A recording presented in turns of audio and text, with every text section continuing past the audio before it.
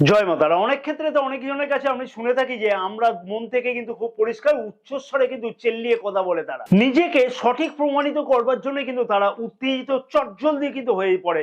তার ফলেতে কিন্তু সমাজেতে বেশ কিছু দুর্নাম হতে লক্ষ্য করা গিয়ে থাকে। অনেক ক্ষেত্রেতে মঙ্গলের প্রভাবের জন্য কিন্তু লক্ষ্য করা গিয়ে থাকে, অনেক ক্ষেত্রে কিন্তু শনিদেবের প্রভাব পেতে কিন্তু লক্ষ্য করা যাবে।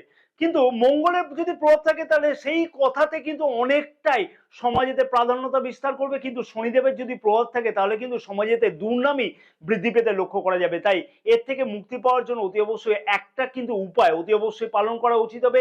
সেই সকল প্রিয় দর্শক বন্ধুগণ যারা কিন্তু অকারণেতে বেশ কিছু উত্তেজিত হয়ে পড়ে, চিল্লিয়ে কথা বলে এবং সমাজেতে তার ফলে দুর্নাম বৃদ্ধি পায়, সেই সকল জাতক জাতিকাদের উদ্দেশ্যে বলবো শুক্রবার দিনকে একটি রূপো বিশুদ্ধ রূপোকে যদি চৌকোভাবে কেটে নিয়ে তাকে যদি ছিদ্র করে বা কোনো হুক লাগিয়ে গলায় যদি ধারণ করা যায় তাহলে কিন্তু এই সমস্যা থেকে অতি অবশ্যই কিন্তু মুক্তি পাওয়া সম্ভব হবে।